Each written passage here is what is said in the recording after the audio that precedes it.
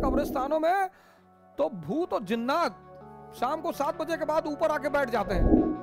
पंडित जी गए कि डंडा गाड़ेंगे और फिर वापस चले आएंगे। और जब उन्होंने डंडा गाड़ा, जो तनिक हवा से बाग हिली, लेकर सवार उड़ जाता था। राणा की पुतली फिरी नहीं तब तक चेतक मुड़ जाता। सिकंदर भाई, ये कौन है? अरे बोले ये सब खिलौने बाजार में बहुत मिलते हैं। तो सिकंदर भी भारत की तरफ आ रहा था, पूरब की तरफ। तो कहा गुरुदेव पूरब की तरफ जा रहा है, भारत की तरफ, कुछ लाना है? बोले यार कुछ लाना वाना नहीं है, हट जाओ, सामने से धूप आ रही है।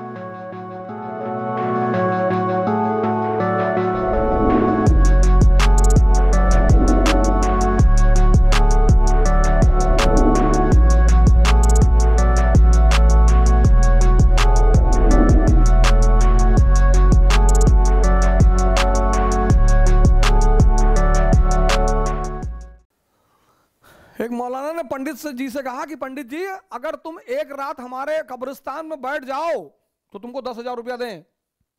हमारे कब्रिस्तानों में तो भूत और जिन्नात शाम को 7 बजे के बाद ऊपर आके बैठ जाते हैं। अरे पंडित जी ने कहा, मैं महामृत्युंजय जाप कर चुका हूं 1 लाख।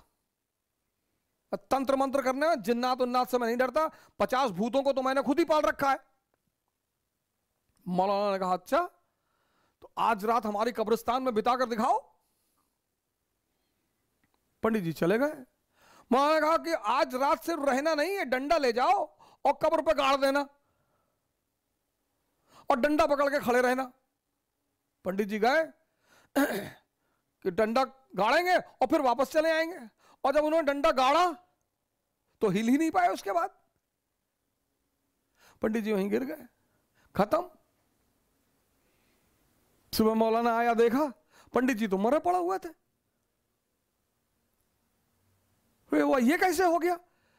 तो देखा उसने गौर से चारों तरफ घूम के, तो पंडित जी धोती पहने थे और धोती जमीन से लग रही थी। और जब उन्होंने डंडा गाड़ा तो धोती के साथ डंडा अंदर चला गया। तो जब वो पलटे तो धोती तो डंडे में फंसी थी। उनको लगा कि पकड़ लिया इसने।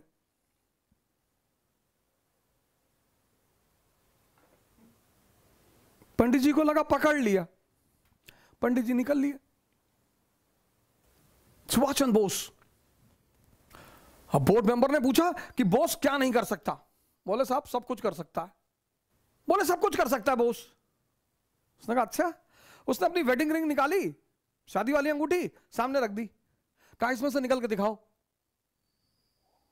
सुभाष चंद्र बोस ने एक पेपर लिया, कागज में लिखा SC बोस और उस अंगूठी से निकाल दिया।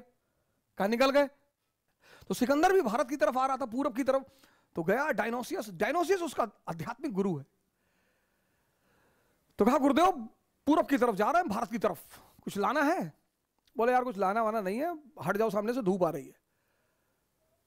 तो 18 साल का लड़का जिद में आ गया कि नहीं बताओ कुछ लाना है कि नहीं। बोले यार लाना तो है। बोले क्या लाना है? बोले एक सन्यासी ले आना भारत से। कहा ठीक है। आया भारत। भारत आया। जब वो लौटने लगा पोरस से युद्ध के बाद, तो उसे याद आया कि यार गुरुदेव ने तो सन्यासी मंगवाया है। तो उसने कहा हाँ। तो उसने अपने सेनापति नियार्कस को बुलाया, कहा ऐसा करो एक सन्यासी पकड़ लाओ, जाओ उठा लाओ किसी को। नियार्कस गया और एक बहुत फेमस सन्यासी थे उस समय के, दंडिन सन्यासी, सिकंदर को मिल गया दंडिन। नियार्कस वो गया बाहर, उसे वही मिल गए गेरुआ पहने हुए। उसको लगा ये है सन्यासी। उसने दंडिन से कहा कि सिकंदर भाई ने बुलाया है। बोले सिकंदर भाई ये कौन है? अरे बोले उसने तलवार पे हाथ रखा। अरे दंडिन ने कहा ये सब खिलौने बाजार में बहुत मिलते हैं और दुनिया में 2 ही भाई हैं, एक ऊपर वाला दूसरा मैं, और किसी का नाम मत लेना मेरे सामने, नहीं तो चप्पल निकाल के इतना मारूंगा तुमको। नियार्कस को बड़ा अजीब लगा कि ये कौन आदमी है यार। नियार्कस ने आके कहा सिकंदर से कि यार बड़ी अजीब चीज हो गई आज। बोले क्या? बोले आपका नाम जिसके भी सामने लिया वो कांपने लगा। पहली बार एक नंगा सा आदमी, फकीर, भिखमंगा, वो तो हम ही को गाली देने लगा पलट के कि बड़ा सिकंदर देखे। सिकंदर ने कहा अच्छा चलो। सिकंदर पहुंचा दंडिन के पास, कहा मैं सिकंदर अगर पहाड़ों को हुक्म कर दूं तो पहाड़ भी चलते हैं। डायलॉग बाजी मानवीय प्रवृत्ति है। दंडिन ने कहा दिखा चला के, दिखा, बोल पहाड़ों से बोल। सिकंदर को लगा कि ज्यादा बोल गए यार। सिकंदर ने कहा कि बाबा जी टुकड़े टुकड़े कट डालेंगे? बोले हाँ कट डाल, मना किया क्या तुझे? तब सिकंदर ने हाथ जोड़ा, कहा बाबा जी हमारे साथ चले चलते, हमारे गुरु ने एक सन्यासी मंगाया, हमको काहे पचड़े में डाल रहे, हमारे साथ चले चले, जो पैसा रुपया बोलेंगे हम देंगे। बोले पैसा रुपया नहीं चाहिए, मेरे सवाल का जवाब दे दे सिकंदर, चलूंगा तेरे साथ। कहा बाबा जी पूछो। कहा मान ले तुम पर्वतस्थल में फंस गया और तुझे एक गिलास पानी की जरूरत है। अगर तुझे एक गिलास पानी नहीं मिला तो तू मर जाएगा, और वो एक गिलास पानी मेरे पास है, तो तू उस एक गिलास पानी के लिए मुझे क्या दे सकता है? सिकंदर ने कहा सरकार आधा राज्य दे दूंगा। बोले कहा मैं तब भी ना दूं तो? बोले सरकार पूरा राज्य दे दूंगा।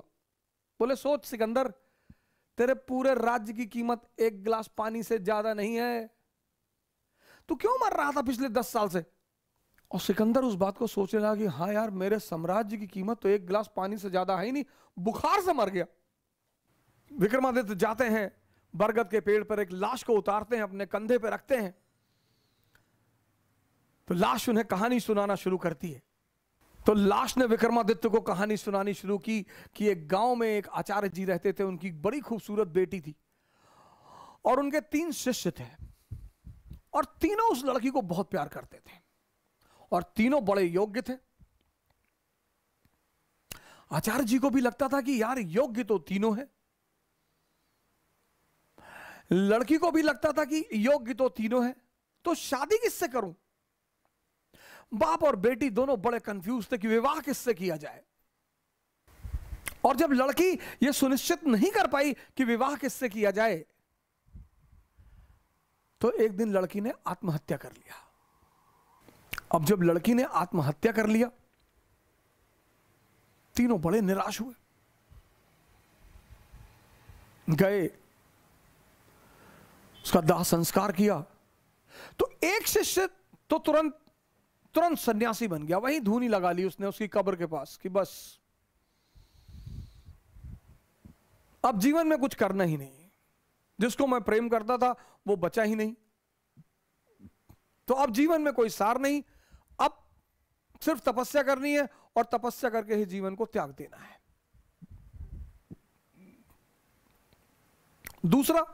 दूसरा फकीर बन गया, घूमने लगा देश विदेश में। उसे पता था कि हिंदुस्तान में कुछ संत हैं जो फिर से जीवित करने का मंत्र जानते हैं। लगा वो उन संतों को खोजने जो फिर से जीवित करने का मंत्र जानते थे। तीसरा जो उसमें था, वो डेली जाता था, उस मृत शरीर पे मसाला लेप लगाता था, साफ करता था, फिर उसे वहीं रख देता था। अब ये सिलसिला कुछ वर्षों तक चला, 2-4 वर्षों तक चला। तो वो जो घूम रहा था चारों तरफ, फकीर बन गया था, मंत्र की तलाश कर रहा था, पुनर्जीवन देने के मंत्र का जो तलाश कर रहा था, उसे एक दिन कुछ महात्मा लोग मिल गए, वो उस मंत्र को जानते थे। उसने उनकी सेवा की, उन्होंने उसे वो मंत्र सिखा दिया। जैसे ही उसने मंत्र सीखा, वो भगा वापस गांव की तरफ, और वापस आकर उसने उस युवती को फिर से जिंदा कर दिया। जब उसने फिर से जिंदा कर दिया, तीनों दावेदार फिर खड़े हो गए, और अब तो युवती और सुंदर हो गई। तब उस वेताल ने विक्रम से पूछा कि विक्रम बता कि अब लड़की को किससे विवाह करना चाहिए? अगर तेरे मन में उत्तर आ रहा है और तू जवाब नहीं देगा तो तेरे सर के टुकड़े टुकड़े हो जाएंगे, और अगर तूने जवाब दिया तो मैं तुझे छोड़कर चला जाऊंगा।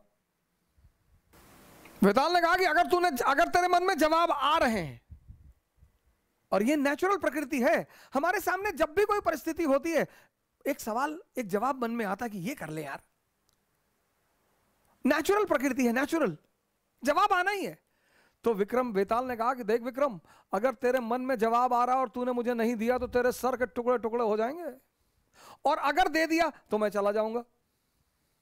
योग्य आदमी, भाई योग्य हो अयोग्य हो, मन में परिस्थिति में अगर परिस्थिति बन रही है तो जवाब आएगा। तो विक्रमादित्य ने जवाब देना शुरू किया। कहा जो मंत्र सीख कर आया और जिसने पुनः जीवन दिया वो पिता तुल्य है। जीवन देना का काम किसका है? पिता का। क्या दर्शन है सर! जीवन देने का काम किसका है? पिता का। तो जिसने मंत्र सीख कर जीवन दिया वो पिता तुल्य है, उससे विवाह नहीं होगा।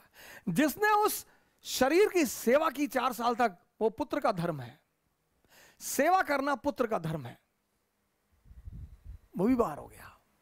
जिसने अपनी ही जिंदगी दांव पे लगा दी, यही प्रेम की कसौटी है, विवाह उससे होना चाहिए।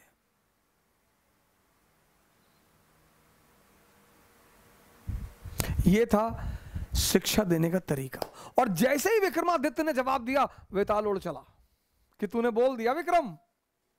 25 बार विक्रम जाता है, 25 बार वेताल उससे सवाल करता है, 25 बार वो जवाब देता है और वेताल हमेशा निकल जाता है। और जब अंतिम बार विक्रम चुप हो जाता है, कविता पढ़िए सर। रणवीर चौकड़ी भर भर कर चेतक बन गया निराला था, राणा प्रताप के घोड़े से पड़ गया हवा का पाला था। गिरता न कभी चेतक तन पर, राणा प्रताप का कोड़ा था।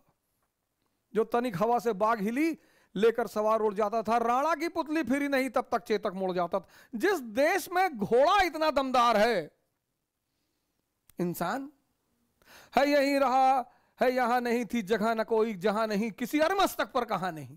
यही दोहराइए। कक्षा 5-6 में तो पढ़े होंगे ना। और सोचिए कि जिस देश का घोड़ा इतना दमदार है, घोड़ा, जिस देश के घोड़े में इतना जज्बा है, तो हम उस जज्बे को तोड़ देंगे? हम डर जाएंगे?